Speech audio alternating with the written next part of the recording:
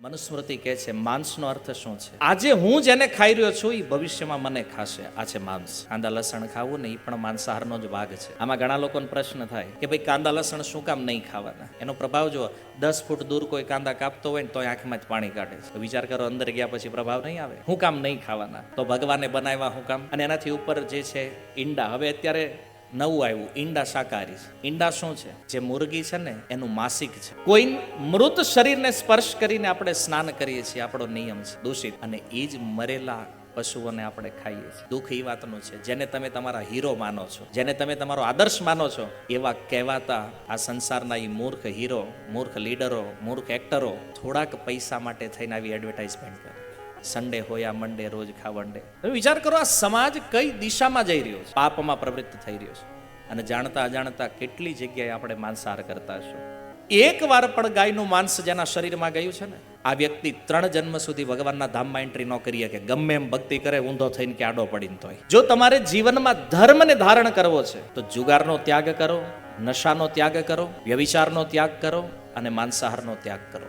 તો આ બધો ત્યાગ કરવો પડશે. કારણ કે જે માણસ હોય ને આ 4 કામ ન કરે. ચોથું છે માંસાહાર, સુના.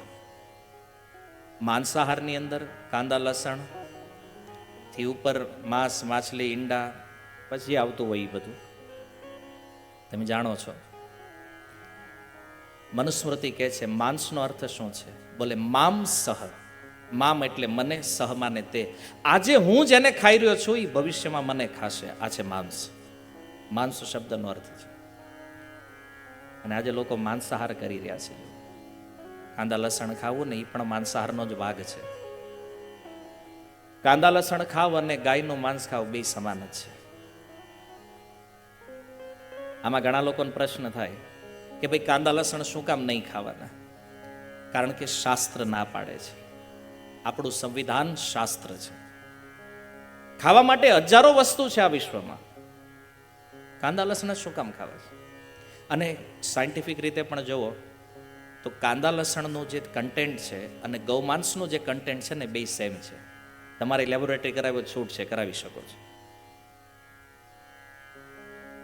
કારણો તો હજારો છે શું કામ ન ખાવા જોઈએ, પણ મૂળ વાત એ છે કે કૃષ્ણને પસંદ નથી. જો આપણે કૃષ્ણને પ્રેમ કરીએ તો પ્રેમીની જે પસંદ હોય એ જ કરવું પડે. ભગવાનને આપણે તમોગુણી આહાર લઈ પસંદ નથી, એટલા ના ખાવું જોઈએ. એનો પ્રભાવ જો 10 ફૂટ દૂર કોઈ કાંદા કાપતો હોય ને તો આંખમાં જ પાણી કાઢે છે. તો વિચાર કરો, અંદર ગયા પછી પ્રભાવ નહીં આવે?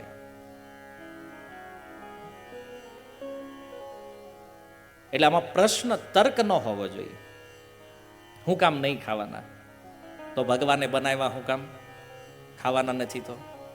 તો જ્યારે બનાવ્યું છે એકાદ ગોટડો મારો.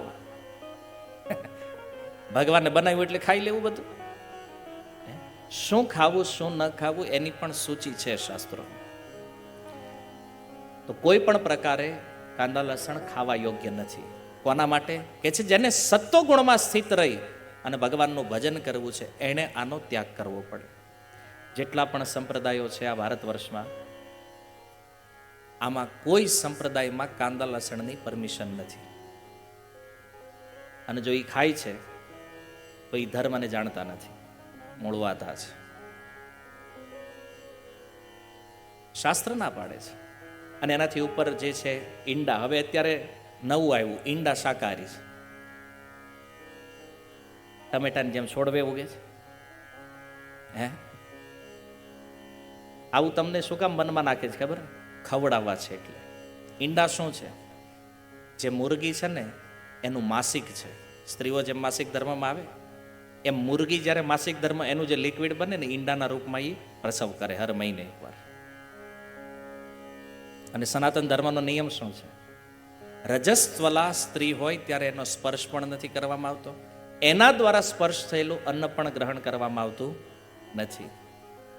અને મૂર્ખતા જેવો એ જ સનાતન પરિવારમાં જન્મ લઈ અને તમે આ ખાઈ રહ્યા છો. આ પતન છે આપણું. કોઈ મૃત શરીરને સ્પર્શ કરીને આપણે સ્નાન કરીએ છીએ, આપણો નિયમ છે દૂષિત. અને એ જ મરેલા પશુઓને આપણે ખાઈએ છીએ. ચાંદકાજી જ્યારે ચૈતન્ય મહાપ્રભુને મળે છે બંગાળની અંદર, ત્યારે મહાપ્રભુએ પૂછ્યું કે તમે ગૌમાંસ શા માટે ખાવ છો? ત્યારે ચાંદકાજી કહે છે, અમારા શાસ્ત્રમાં લખ્યું છે, કે કુરાન કહે છે. અચ્છા, શું કહે છે કુરાન? ગાયના વિષયમાં શું કહે છે? બોલે ગાય માતા છે, બળદ બોલે પિતા. મહાપ્રભુ કહે છે, માતા પિતા મારી ખાબે એને કે ને ધર્મ. ગાય માતા છે, બળદ પિતા છે, અને મા બાપને મારીને ખાવું આ તમારો કેવો ધર્મ છે? તો કોઈ પણ વ્યક્તિ કાંઈ કહી દે, આપણને ધર્મથી ભ્રષ્ટ કરવા માટે કોઈ વિધાન આપણી ઉપર નાખી દે, આનાથી સાવધાન રહેવું જોઈએ. દુઃખ એ વાતનું છે, જેને તમે તમારા હીરો માનો છો, જેને તમે તમારો આદર્શ માનો છો, એવા કહેવાતા આ સંસારના એ મૂર્ખ હીરો, મૂર્ખ લીડરો, મૂર્ખ એક્ટરો થોડાક પૈસા માટે થઈને આવી એડવર્ટાઇઝમેન્ટ કરે. સન્ડે હોયા મંડે રોજ ખાવંડે, ઘર ભેગું થાને પે, સન્ડે હોયા મંડે રોજ ખાવા. લોકો આને ભગવાન માને છે, આવી એડવર્ટાઇઝ કરે છે.